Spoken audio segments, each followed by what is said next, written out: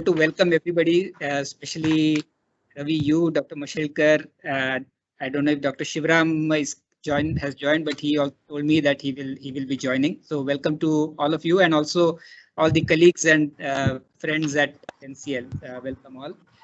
Uh, as you know, this is the National Technology Day, and we know why we are celebrating.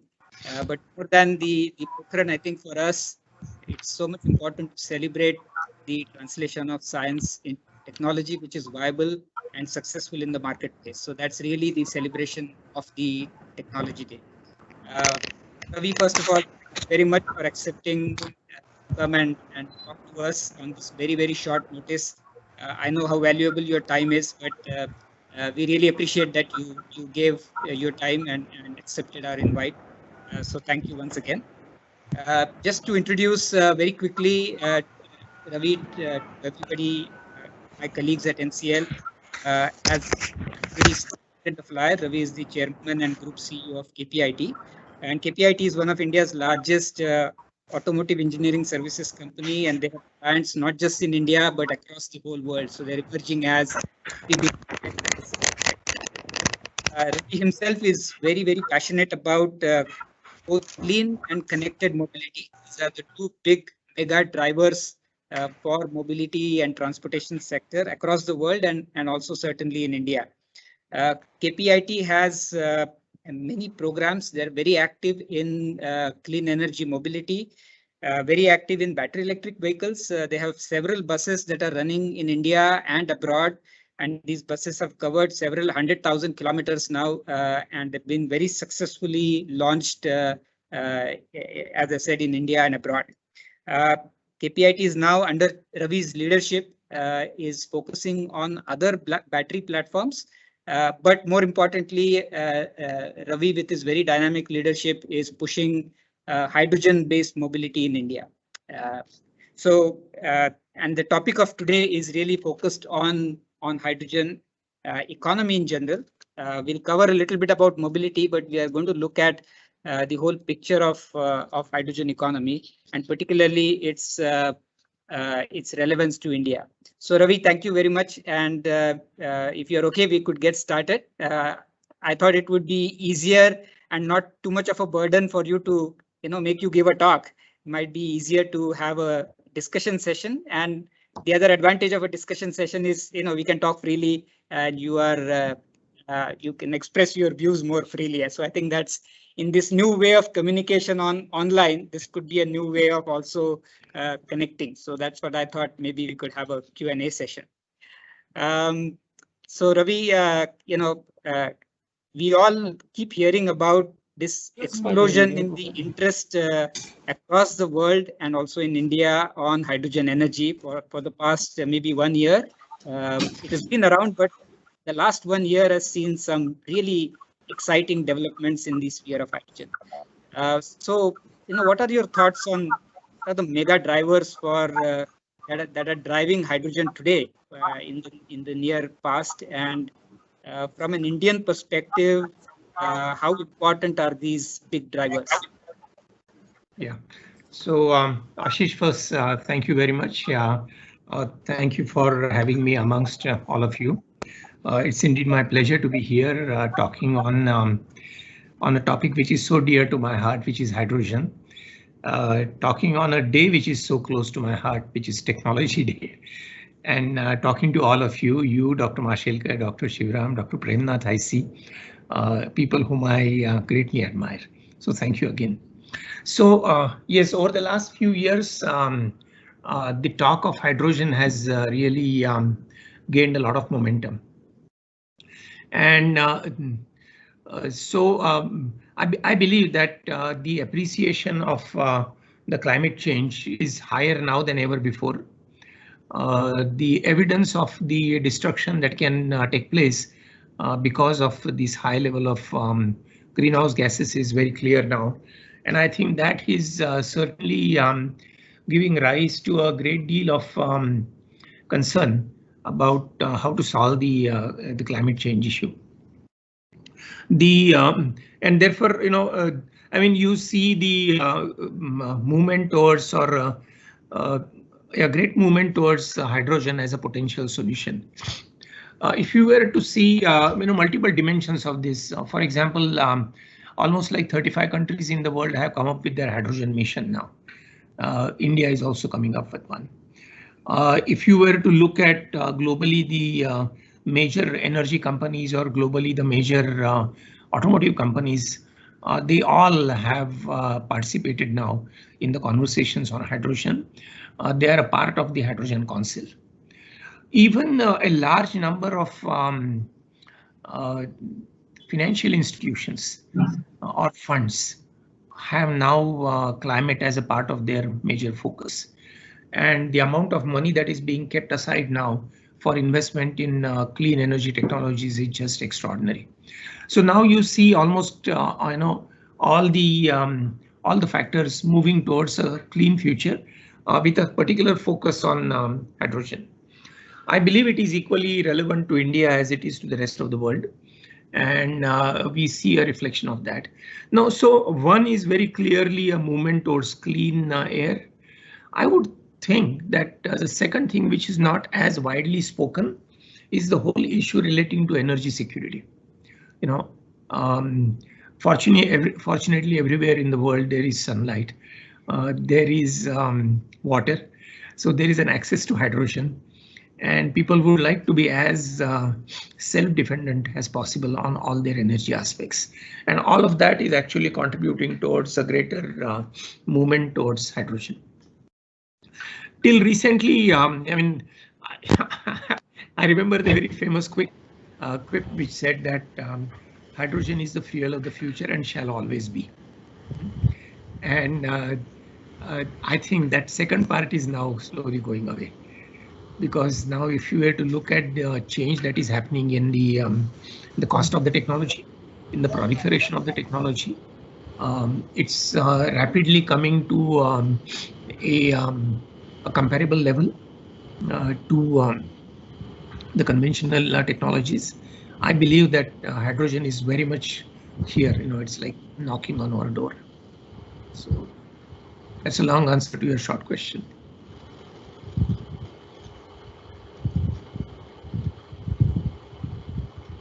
Ashish sir, you are can't hear you.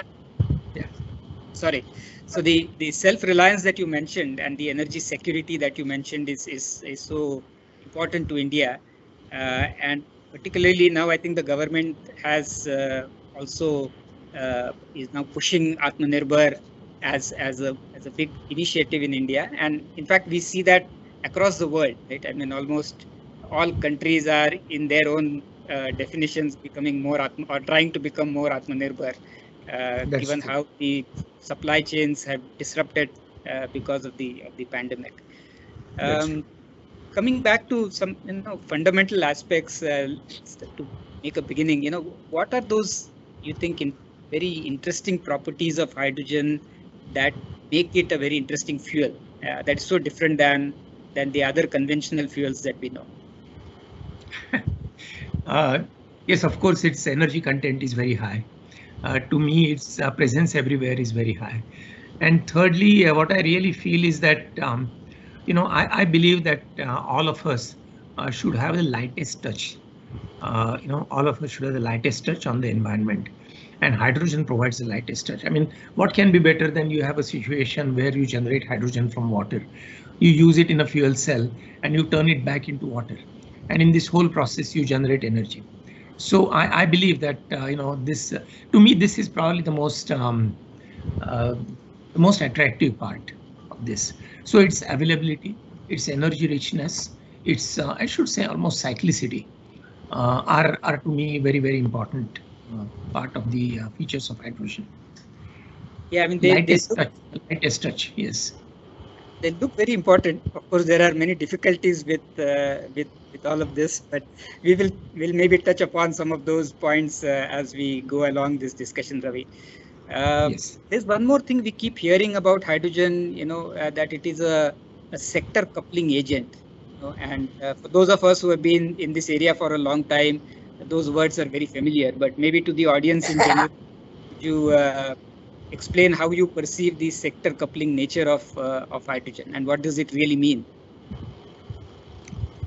So Ashish, I'm not very familiar with these terms.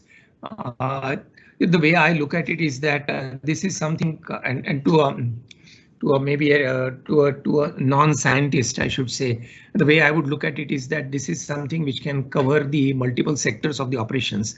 But I would actually let you talk more about that. I would only talk about how to make hydrogen a viable alternative in the current situation. Yeah, so as a chemical engineer, we think about Yes. it as hydrogen being useful as a molecule as well as a proton or a charge carrier. And protons to electrons is a very standard conversion.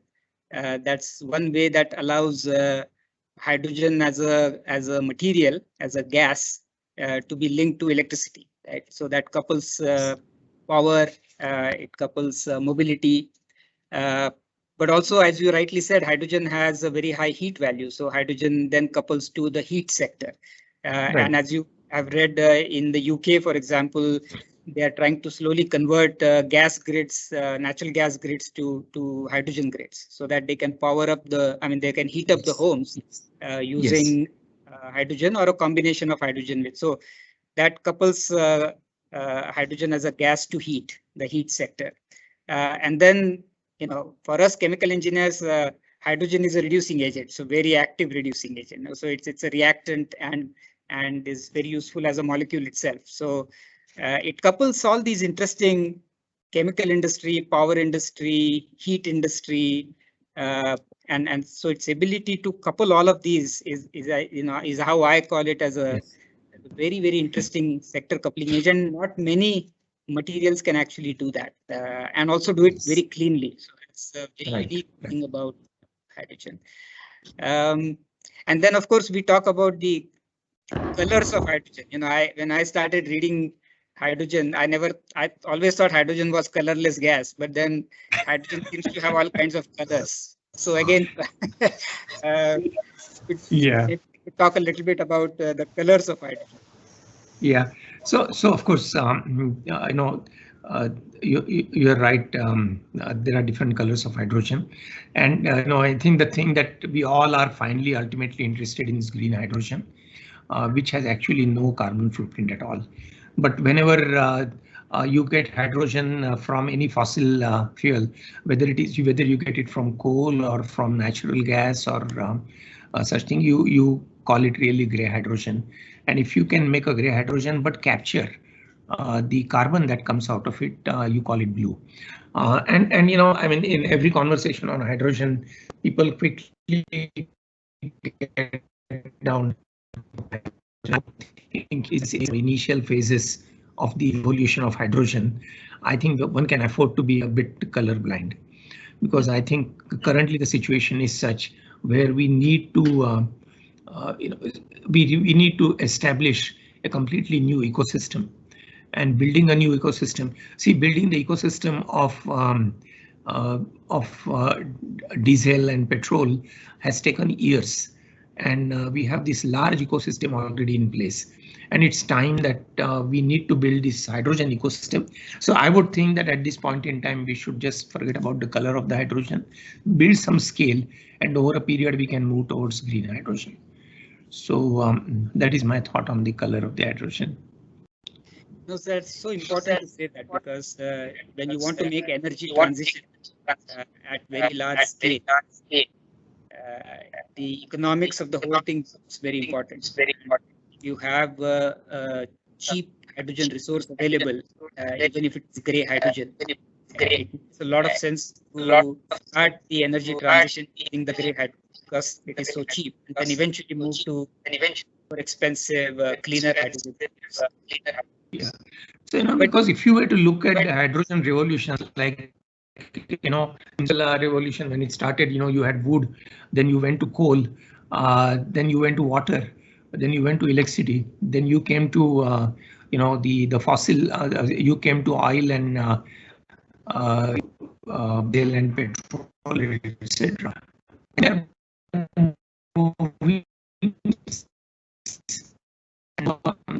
This new ecosystem, and then from a very not too distant future.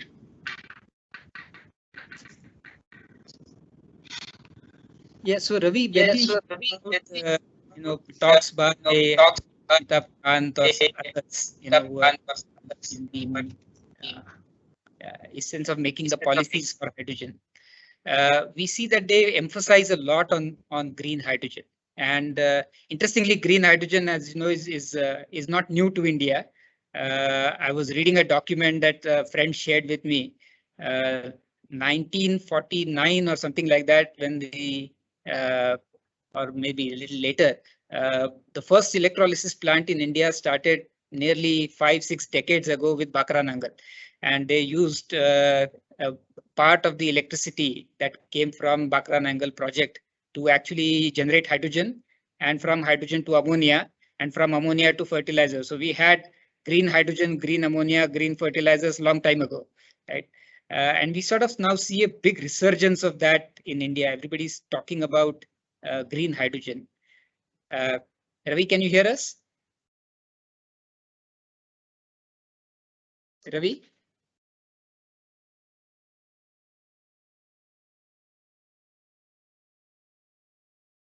I think we have some break. Lost stream. Yes. I think he will join back. Wait a minute, we might join again. I'll just try and call him. Joined again. Joined? Okay. Yeah.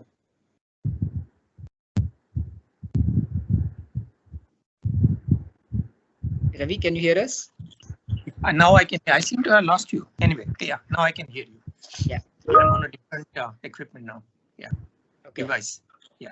Yeah, so I was talking about how India actually started green hydrogen production back in the days of Bakra Nangal project, and was actually producing green fertilizers based on that.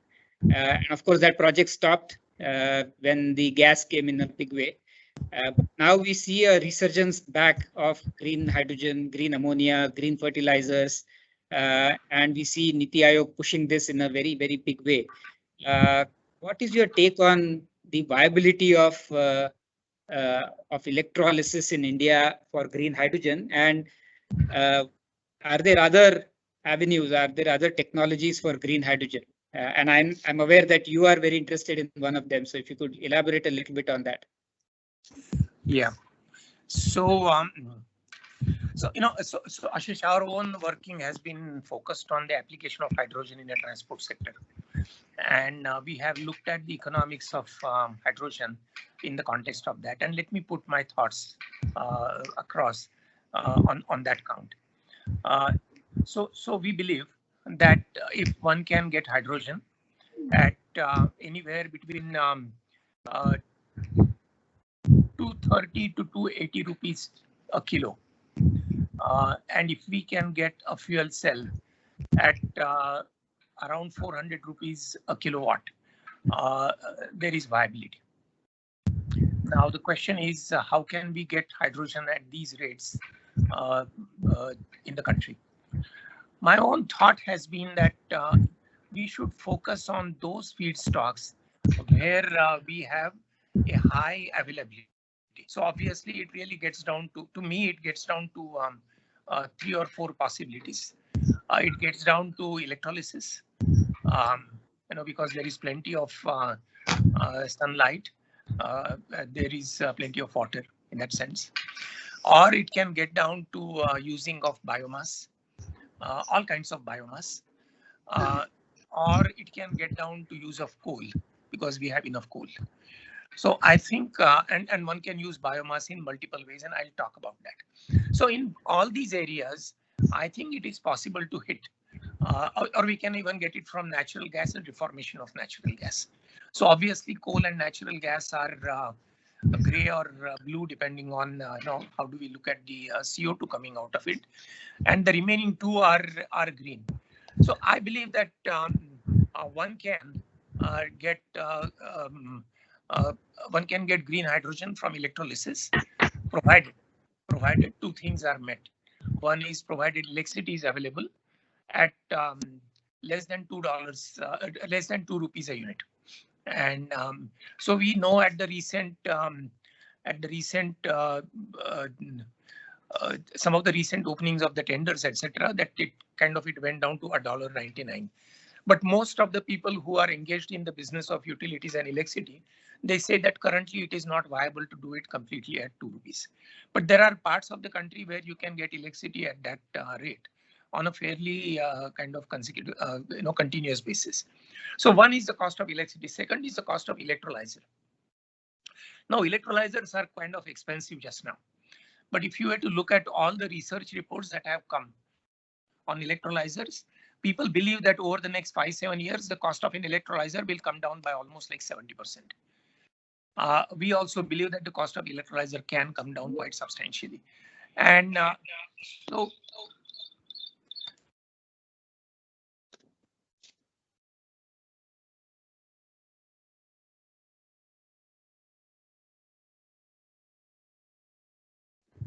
We lost you again. Connected. Ravi, can you hear us?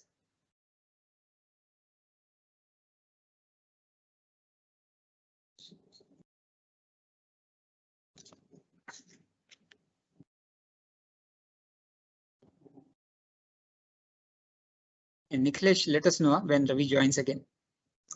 Yeah, I can see him, but he's unable to hear, I guess. Okay. So it's just give a second. Yeah, join. Yeah. Is the link troublesome, Ravi, or? It's network from that side. So the link, I'm in my office and I have full connectivity actually. So I don't know, there is some problem. Can you hear me now? Yes. Yes. Okay. So I don't think you lost me in terms of my content. So both from the perspective of power, the cost of energy and the cost of electrolyzer, maybe in another 3 years time or so, we should be able to get electricity, hydrogen at the cheap rate. Our own thinking has been biomass is another possibility. And we are doing a fair amount of work of conversion of biomass to hydrogen. And so we have been working on use of biomass and application of microbial reaction to it when it comes to either cellulosic or hemicellulosic biomass. There we believe that one can get hydrogen at low cost. We have been also working on gasification of biomass, and that can cover actually not only ligneous biomass, but it can also cover like city waste, etc. So we believe in this area also we should be able to get hydrogen at a low cost. And I think that if it is, as I said, rupees 230 to 260 to 70, depending on the distance that a vehicle runs, hydrogen can make sense.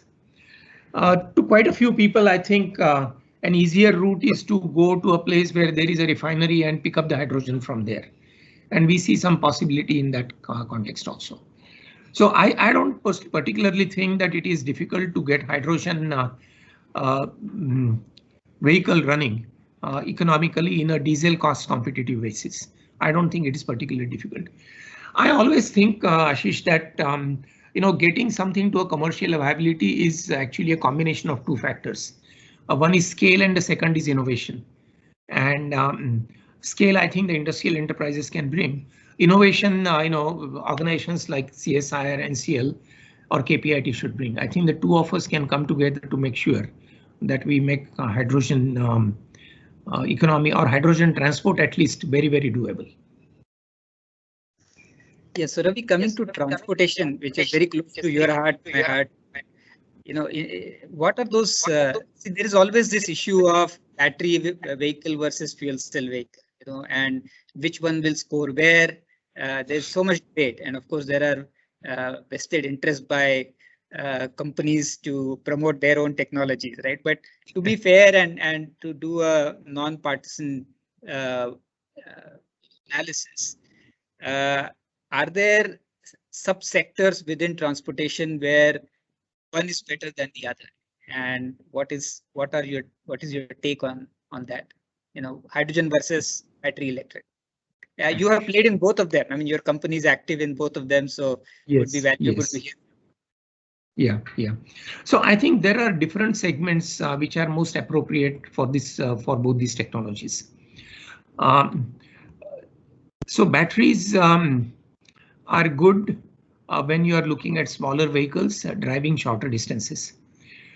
So if you are looking at a personal car, mostly used within the city, mostly if used for private purposes, I would think batteries can address the issue. Actually, in the current context, we see personal cars giving even up to 300-400 kilometers range on a single charge, in the case of a battery. But when you go from smaller vehicles to larger vehicles, the weight of the battery increases and the time penalty for the charging increases. So if you were to typically look at a commercial vehicle like a truck or a bus traveling long distances, which is more than 300 kilometers per day, you would end up having a situation where the weight of the battery is so high, it can be more than 1.5 tons, that it is going to impact the payload that can be carried by that vehicle.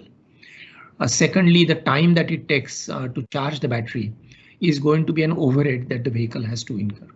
So if one were to look at a long distance truck, etc., or long distance bus, the owner would like to run it like 24 hours a day. But if you have a situation where you have to charge it for at least 6 to 8 hours a day, it is that much of a loss of time. So you get hit on the payload and you get hit on the time of running on both these counts if you are looking at any long distance vehicle. So we believe that short range vehicles, small vehicles, two-wheelers, three-wheelers can make make use of battery, whereas any large heavy vehicle which is being used for a long period of time continuously will certainly find hydrogen more appropriate. So this is the way at least we are positioning to look at the two different segments of the vehicle market. So one sort of counter argument that I keep hearing, Ravi, is people talk of opportunity charging. So when a driver drives 150 kilometers, anyway he would stop for a tea break, or a bathroom break, and that 15 minutes or 20 minutes you can use to top up your battery, right? So every 150 kilometers you could stop for 15 minutes. And while you're having a cup of tea, your battery gets charged, right? And so this issue of a battery vehicle not being able to travel long distances then doesn't. So we keep hearing that kind of argument. What would be your? So a couple of things. I mean, if you were to look at the current battery chemistries, both other than the LTO, if you look at the other lithium chemistries, you can have a short top-up charge, but you need a full charge at some time. So you can have a top-up charge which will take you maybe 100 kilometers or so. But at the end of the day, when the battery is completely drained out, you need a long, slow charge. And if you don't do that, it affects negatively the battery life. So something which can take a short charge for a long period of time is the LTO battery. And LTO batteries are even more costly. Secondly, those are extremely highly power intensive, but they are not energy intensive. So you end up having a large battery. So if you were to look at something which runs for a long period of time, there is no way that you can charge it for 10 minutes or 15 minutes and then take the next leap and then takes the next leap, etc. Secondly, I think we have to remember there is also a change that is happening in the transportation sector where they say instead of idling the vehicle, you idle the driver. So even in India, for example, now they are really looking at a situation where a truck driver drives within a range of 150 kilometers. So it is 75 kilometers one way and the other way from his house. He comes home every evening. The other driver takes over at the end of 150 kilometers and he also is near to his own home. You have to remember that globally there is a shortage of drivers. And now more and more people are thinking about the convenience of the driver as well. So in those situations, the vehicle will move 24 hours, but the driver can still have only 8 hours a day shift. And that is more likely to come about than getting a battery which will be continuously charged in short periods of time and will still give us long life. Absolutely, Ravi. I spent 3 years in Mumbai, and I remember several instances where I was coming late night, early mornings, 2, 3 o'clock in the morning, and the Ola cars are always on the road. So I remember once talking to a driver, how come he's driving so late in the night? He says, my car runs 24 hours a day. I go and sleep, and then my brother takes over. So exactly what you said. Yes. The cars are always on the road. Right. We're also doing some interesting calculation, Ravi, on if I am a charging station owner, right, and I have a certain real estate, and how much is the utilization of my real estate? So if a bus or a truck comes and stays, is occupying my real estate for 2-3 hours. And if I have a supercharger, if I'm lucky and have a supercharger, if MSCB is willing to give me a huge power line to build a supercharger, which is so unlikely, right? I still, then the bus will occupy that real estate for 25-30 minutes. Yes. And Yes. in a city like Mumbai, that real estate is so expensive, that people just don't want to have that kind of a situation where a bus That's comes true. and stays there for half an hour. So very That is- interesting things that we don't consider in techno-economic calculations, but I learned it very interesting ways in Yeah, you can fill up a Uh, hydrogen bus in 10 minutes. So, if you absolutely. have one charging station, technically you can charge 150 buses in a day. Whereas you can't charge more than 4 in a day on an electric charger. And your point made about the load on the power lines. Yeah. So another point about battery versus hydrogen, Ravi, is about the so-called round trip efficiency, right? We talked in the beginning of this session that Yes. you can take hydrogen from water, convert. I mean, you can draw hydrogen from water, and then in a fuel cell you make the water back. So there's a circularity associated with it, right? But there is a efficiency penalty in it. The electrolyzer has a certain efficiency. The fuel cell has a certain efficiency. So the overall round trip efficiency for a fuel cell, even if you take the best of the technologies, is not more than 50-55%, right? But then people say an equivalent of a charge discharge for batteries is 95% efficiency, right? So it's a no-brainer then that battery makes more sense than hydrogen. And yet we find that there are many other factors which control the rupees per kilometer for battery and hydrogen versus hydrogen. And that's why, as you said, for heavy vehicles, hydrogen seems to be the game changer and the real winner. Yes. You have any thoughts on this kind of arguments? So, so clearly taking energy, putting it in a battery and using it is more efficient than converting something into converting water into hydrogen and hydrogen to electricity. But you see, clearly there are spaces where that storage is a very important part. And that's why I mentioned that when it comes to a personal car, or a city smaller vehicle, I would not go for hydrogen because of this penalty that you rightly mentioned. But if you were to consider the penalties of usage of battery for any long distance or a heavy vehicle, I think they are enormous. So you add the penalty of the time of charging, the weight of the battery, and the time of the usage of the charging infrastructure. That outweighs this 50% of 50% kind of a thing in the round trip. So one would use it really in a most appropriate manner. So I think as in the rest of the life, there is no thing that is like a solution for all, right? I mean, there are different type of trees that grow in different places, different animals live in different places. Why is it that only a single energy solution be applicable in every case? No, I think everything will have to occupy its own place wherever it is most appropriate. Absolutely. Very, very well said. Just on the last point, Ravi, on the mobility aspect. So when we move away from internal combustion engine, right, and move to either battery or fuel cell vehicles, it's not just changing the engine, right? There's a whole a term that I learned from automotive engineers in KPIT and other places is the e-drive, the e-systems, that the drive train. So, how difficult is to change those? I mean, how will India make that transition going from an internal combustion engine full system to an electric drive where many of the components are entirely different?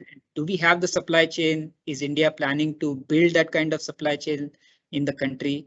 Because without scale, it's difficult, right, to make these transitions. Yeah.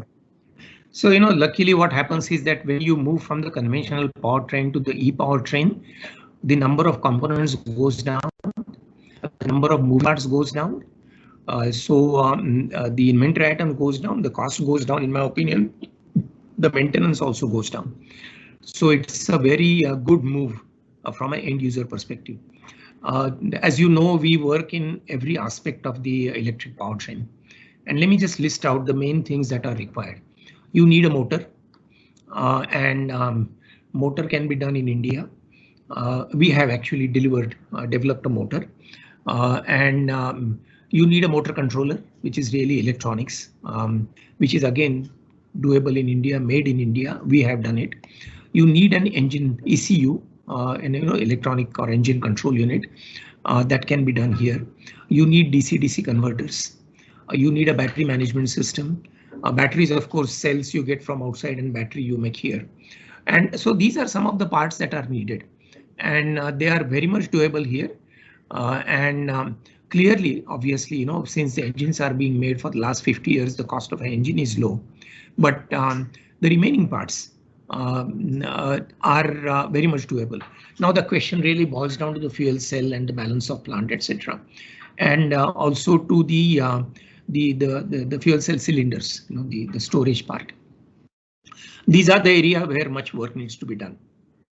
So, I believe, I said earlier that the way to solve this problem is to have innovation plus scale coming into picture.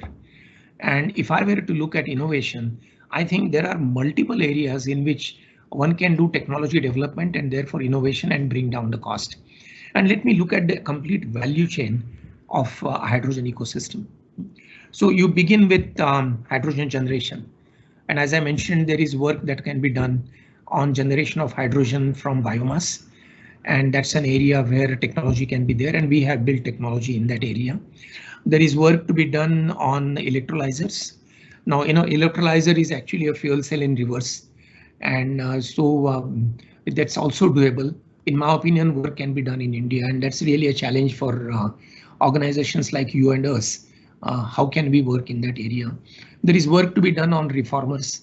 And again, that's not such a thing that we don't know about it. I mean, there are many reformers available. What we need to really do is how do we make a reformer at the right scale from which you can make decentralized hydrogen. So work to be done on hydrogen generation part. There, in my opinion, there is work to be done on storage and transportation. We would, of course, prefer a decentralized consumption of hydrogen, generation and consumption of hydrogen, so that transport becomes less. But I think there is work to be done on gaseous transportation. It's more really carbon composite. I see no reason why we cannot make it here. I believe that the cost of a hydrogen cylinder can come down by at least 60%, if not more. And that is work that can be done by a CSIR lab, and we would be happy to be involved in that. So there is work to be done there. There is work in which you can carry hydrogen in a chemical form. How can you really convert something, a hydride or something to hydrogen and then back in? There is work to be done in that area. We are working in that area. So there are areas of hydrogen storage and transportation which need some work. The third area is hydrogen dispensing. I feel that there is work to be done. How do you cool? How do you compress? There is work to be done in that area. Enough interesting scientific challenges. In the reformation area, there is work to be done on various types of membranes. There also, I believe that somebody like an NCL and us can work on it. Last and not the least is this whole area of the fuel cell itself. So work on the MEAs, work on the catalyst, work related to the material of fuel cell. All these areas are coating thereon. All these areas where I think there is work that can be done. And we are ourselves 100% convinced that if we do technology development here in the country, we can bring down the cost of that technology. The company which has been making hydrogen fuel cells for the longest is, the company Ballard. Ballard has $1 billion of carry forward losses on their books. Even in the last year, they made something like $30 million of loss. Now, how can a company which is, which has spent so much of money in their R&D over the years give us fuel cell at a low cost, unless somebody takes over those losses completely? Whereas in India, we can make those fuel cells at a much lower cost. So we should take it up as a challenge, because I think we can deflate the cost of every part of generation, transport, dispensing, as well as consumption of hydrogen, and make it very much affordable. So this is an excellent area for all the scientists to apply their mind to, because we can solve a big problem for the country. To me, this is not just about coming up with clean fuel. To me, this is also about meeting a very large part of India's COP commitments. We have done calculation about usage of hydrogen in transportation sector. We can cut down our import bill by about 40%. We can meet at least 30% of our COP commitments. We can create at least 500,000 jobs. We can increase our GDP by almost 6% if we were to move to hydrogen just for the transport sector. And I'm sure we can do much more than that. So this is a very interesting and relevant challenge, impactful challenge for all of us. Absolutely, Ravi. It's it's a very nice overview of the numbers at large scale that you gave at the country specific, and makes it so very important for India to rapidly get into this energy transition as soon as possible. And with photovoltaics coming in a huge way, we all believe that, at least through electrolysis, hydrogen will come in a big way. Biomass is always available. India is blessed with biomass, so converting that to hydrogen also makes imminent sense. And that's the beautiful thing about hydrogen for India, right? There's so many sources, and as you also rightly said, makes us less dependent on all the imports of fossil sources. One very last question. There are several people who want to ask you, Ravi. So where do you see in India, when is this transition going to happen? What is your take on, is it going to be 3 years away, 5 years away, 10 years away? When do you think it's going to come in a big way? So I think that the change can start within 2 years. And it really depends on how we crank it up to make it really, really impactful. I believe that there is money available in the market for a change like this. I believe that there are big companies, some that you kind of made them enthusiastic about hydrogen, who have the muscle to make the change. Apparently, they also now have the commitment to make the change. So I think things can happen in less than 5 years in a significantly impactful way. All right, so Dr. Mashelkar has the first question, so I can't deny him. Dr. Mashelkar, please go ahead. Yeah, by my seniority and age, I think you passed the question on to me. Ravi, 2 questions. Yes. Here we have in the picture frame 2 people who made great things happen. You and Ashish. And that was the fuel cell, the first passenger car that you drove in NCL sort of corridors under the New Millennium Indian Technology Leadership Initiative program. And that is a terrific example of public-private partnership, so as to say. It would be wonderful. And, I really admired both of you. For 45 minutes, you didn't talk about your own achievement. So it would be nice if you could spend 3-4 minutes on that. That is one question. And the second question is the following. Second question is that when you look at solar, China is an undisputed leader. LONGi, for example, as a single company, where they are, it is absolutely incredible. Now, hydrogen is a different game altogether. So, when we look at India and China, and particularly I want you to talk in terms of the spirit that you and I tried to promote. I think the book is right here, the leapfrogging to pole vaulting. Is it possible, basically, to do something, because it requires technology, it requires public-private partnership, it requires bold policy, and so on and so forth. Is it possible that we miss the solar bus, give it away to China, Is it possible that we catch the hydrogen bus, figuratively?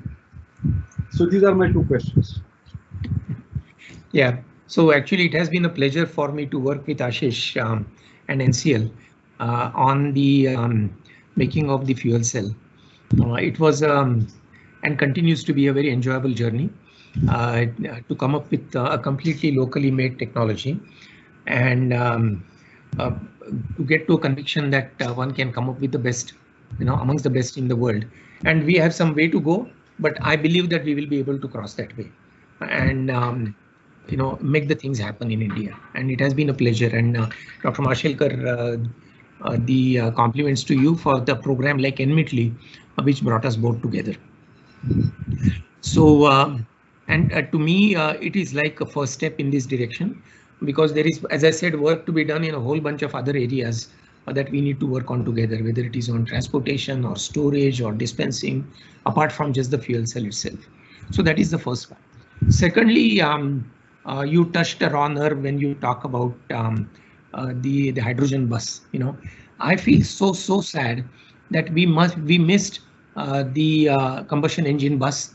We were not even an independent country at that time. But then we missed the solar bus. The PV bus, and China is way ahead of us. I believe that we should not miss the hydrogen bus. And I believe it is possible for us to catch this bus because in large part of this we are self-dependent. India is, as it is, used as a automotive export center in the case of quite a few range of vehicles. Indian buses are seen across at least Africa, Middle East, and Southeast Asia. So we can definitely see hydrogen, at least hydrogen large transportation, being led by India. I am personally very passionate about it, and I believe that so will be CSIR NCL under Ashish's leadership. It would be a tragedy if we were to miss that bus. So I don't want to miss it. We can definitely catch that. Thank you. Thank you for the question.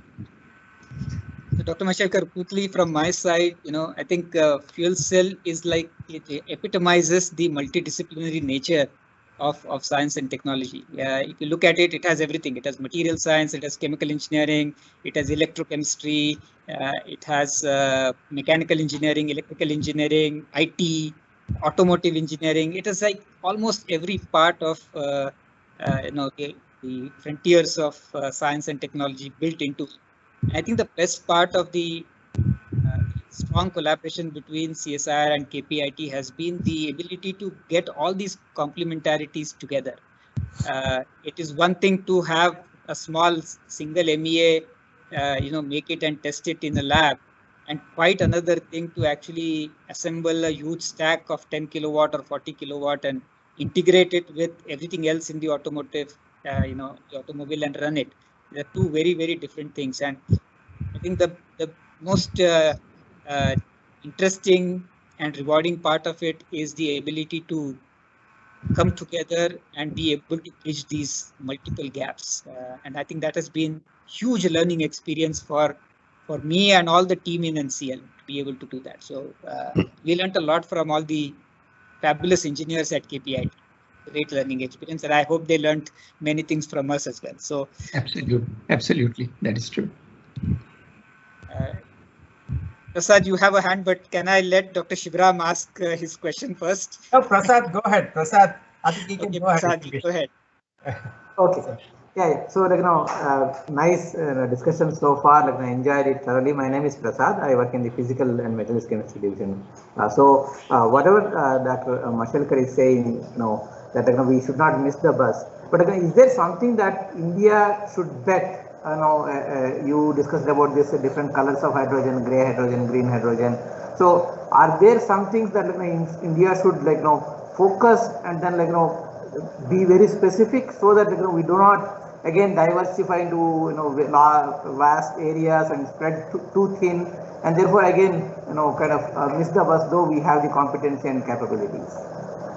Your comments on that? So actually it's not such a large spectrum. So if you were to look at hydrogen generation, you are looking at electrolyzer for the solar. You are looking at one or two technologies for biomass. And I mentioned, we have done work in both, and you will be hearing from us in the next few months. Then making of methanol from coal, and from coal, from methanol reformation to hydrogen. We have those, Thermax, for example, based very much here in Pune, and they are working on the first set of technologies. We know the second set of technology and who is working on that. And lastly is the reformation for natural gas. So these are just 5 areas of operation, and they are all luckily complementary. What you need is maybe a certain amount of policy framework. And we have been telling Niti Aayog and the government that only a couple of policy initiatives can take care of it. Look at it like this. The world is changing because of internet. What is one of the main reasons for that is because internet is free for every user. The government has put down some basic infrastructure, and you don't get charged for every message that comes through the internet. Apply the same analogy to your natural gas pipelines or to your power lines. And supposing I were to have a plan saying that I want to put up a solar plant in Rajasthan and I want to have an electrolysis plant in Bihar. You allow me to use the power lines at marginal cost. You already have the infrastructure. Allow me to use it at marginal cost, not free as in the case of internet. Or now, for example, we have natural gas pipelines covering 16,000 kilometers in the country. It covers something like 600 towns.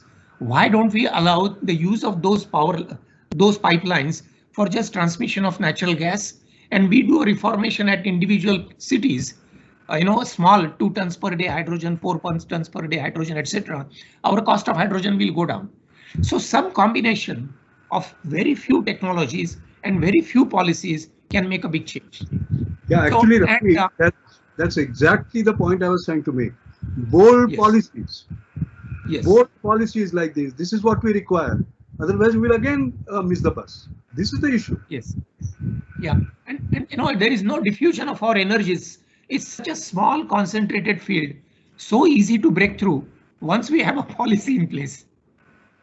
And we will, of course, do it without the policy. Absolutely. For India, Leh is turning out to be a huge resource for wind and solar. It is one of those very few places in the country where you could potentially have 40%, 50% renewable, available, and the duck curves flatten out. That's unique.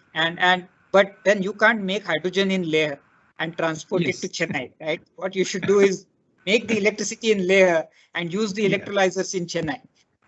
Without laying the huge the transmission costs, which are actually far more than the generation costs. So if that, like Ravi said, that policy is put in place, I mean, India will just go places. Very absolutely rightly said. And very doable. Very doable. Yeah. Dr. Shivram wants to ask us. Yes. Okay.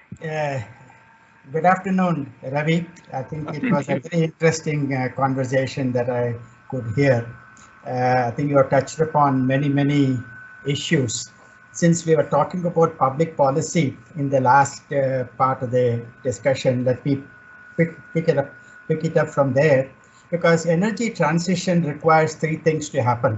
One is technology, one is infrastructure, and third is public policy. And we can talk endlessly about technology and infrastructure, but if public policy doesn't change, the transformation does not occur. Now, in the case of public policy, I want to flag 2 issues. Maybe you can comment on it. Today, India gets 20% of its indirect taxes from fossil fuel. Okay. How will we make up for this revenue with alternative fuels? Okay. Now, this is going to be a government's dilemma, because this is a huge amount of tax revenue that the government earns. Okay, and they will earn more as we go forward. You can see here, because the oil, already is touching 100, and maybe in another few weeks it'll be 110. And the more it goes up, the government kitty, is, and I can understand that, because they have most of the other resources have dried up. So this is the only resource they have, and this seems to be an inelastic demand, and therefore they can cash in on it. But this is a reality. I think today I'm told 20% of our revenue, indirect taxes, is coming from taxation on fossil fuels. So how will we, this also we have to suggest as a policy option to the government, because otherwise, the government, as you know, the governments always want to tax something or the other, because otherwise how will they survive, and so the government has to tax something. So we'll have to figure out what they should tax if for every liter of gasoline consumption that goes down. The second thing is, this is something that you talked about. History and anecdotal evidence tells us that the number of direct jobs that alternative energy will create is far less than conventional energy. Okay, solar energy, this is my point of view, but you will argue that separately. Okay, but I'm just making a point. Solar energy or hydrogen per, let's say, kilowatt hour, okay, possibly generates far less employment than, let's say, coal, fossil fuel, and things like that. Now, I have some data on this. I can share with it some point of time.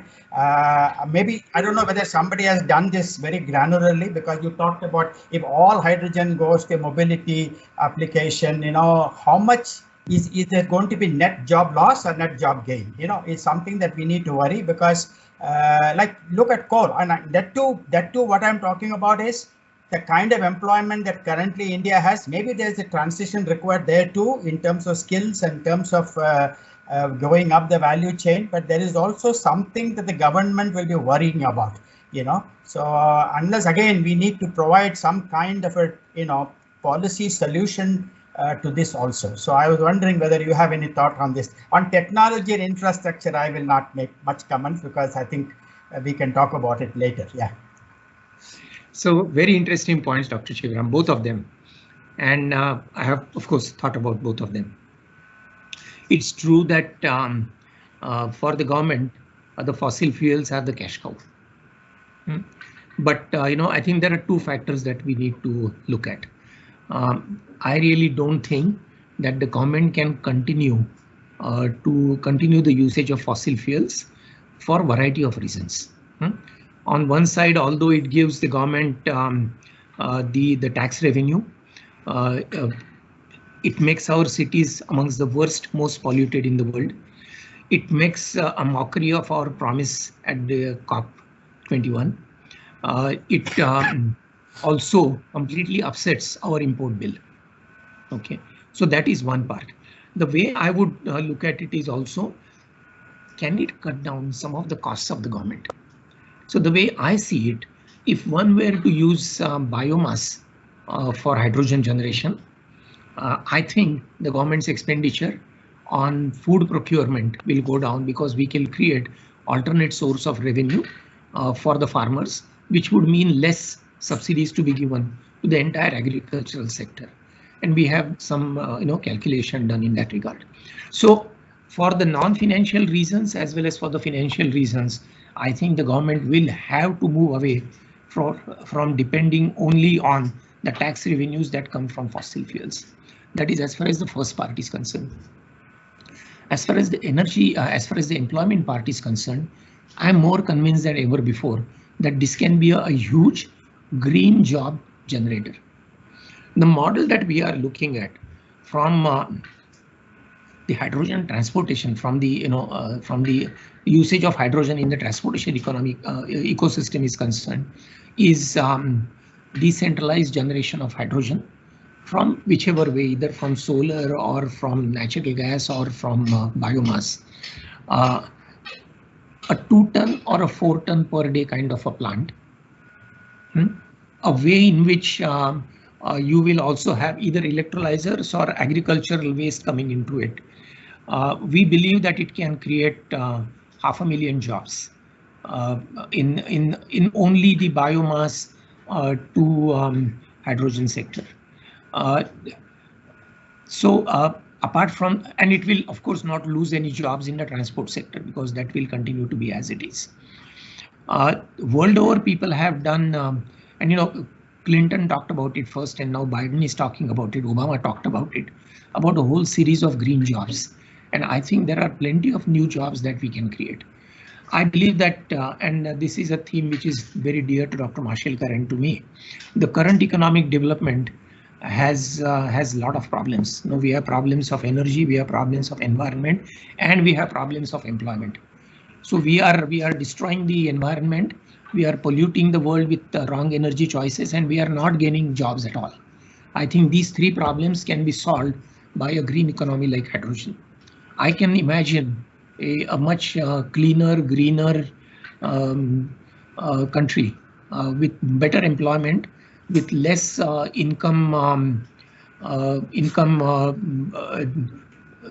unequal distribution of income in times to come with this technology.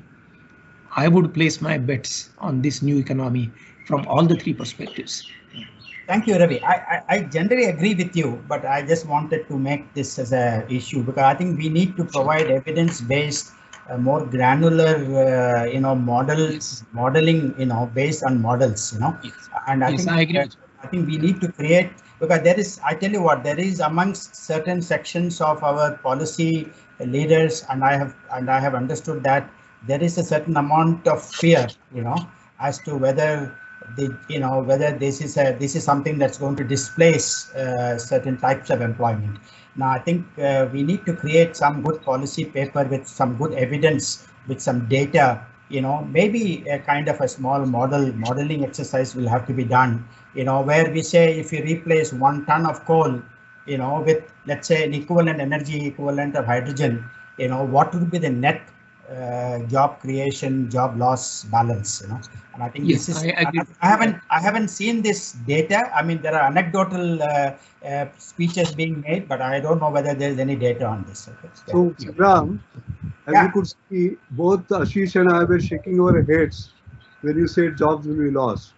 So as soon as we finish this, I'm going to send you the McKinsey report of May 2020 and other reports, where they show that actually more jobs will be created in the renewable energy space than less. I don't know why you were shaking your head, Ashish, but I hope it is a similar data that you have. Okay. Absolutely. I would love to get that paper too.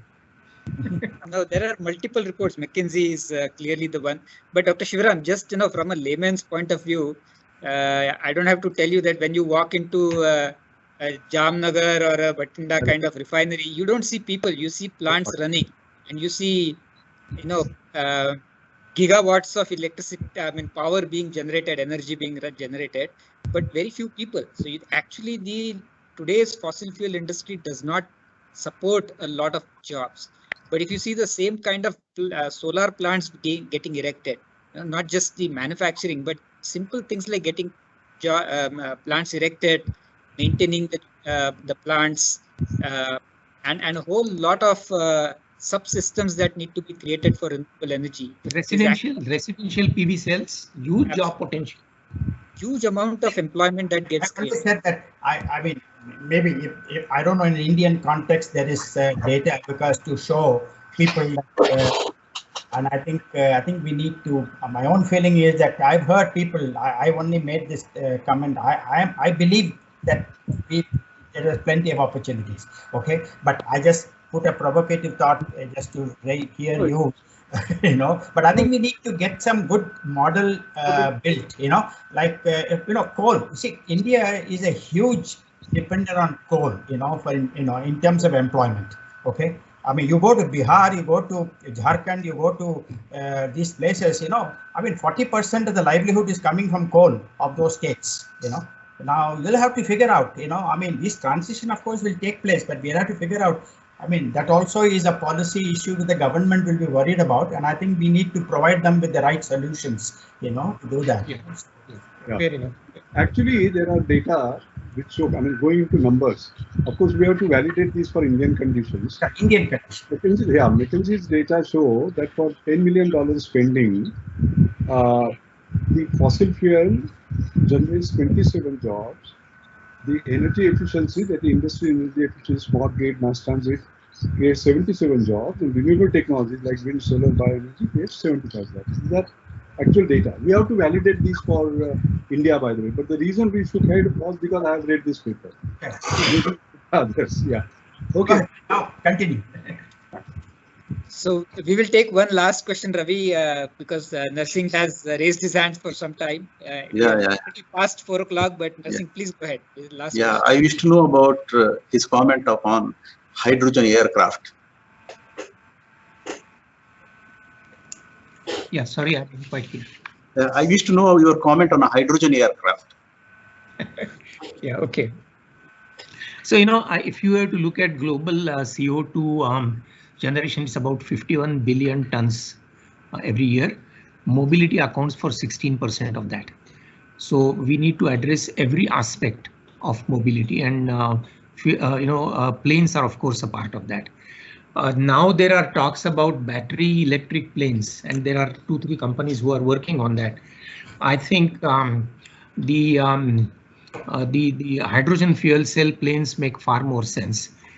We have to, however, exercise the ghost of Hindenburg to do that. But I think there is an immense potential of use of hydrogen fuel cells on planes. It makes far more sense. And now you see most of the countries, many countries, especially in Europe, are frowning upon the usage of air travel. Swedish, for example, lawmakers who are a part of the EU cabinet are not allowed to travel by plane. They are asked to travel by train. And so people will move away from conventional aircraft unless the change of the fuel happens. And I believe that hydrogen fuel cell based planes are very doable. Gosh, how much I would love to make one, but anyway, I'll finish the bus first. Thank you. Ravi, you better focus on bus. For the sake of Bus Very good. Great session. Ravi, thank you so much for your time. It has been a great session. We have actually 115 people listening to this conversation. As I said, it would have been so much nicer to have it in our nice auditorium, but fortunately these days are not allowing that.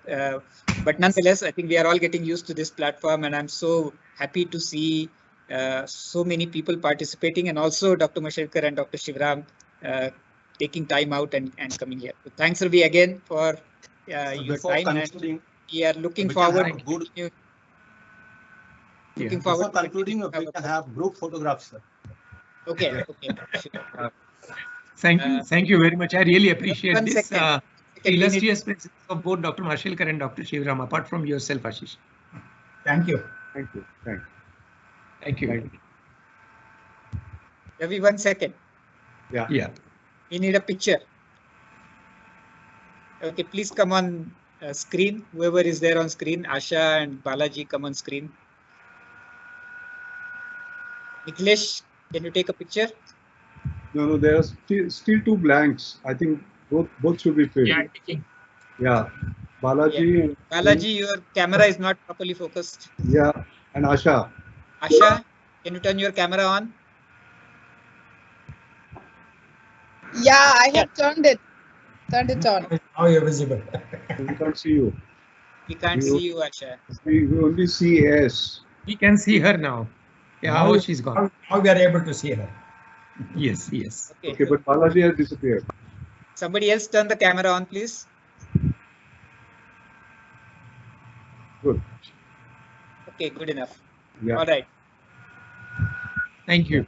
Okay, thank you so much, Ravi. Thanks very much. Thank you. Thank you so much. Thank you, Ravi. Great. It was great. Thank you, Dr. Mashelkar. Thank you, Dr. Shivam.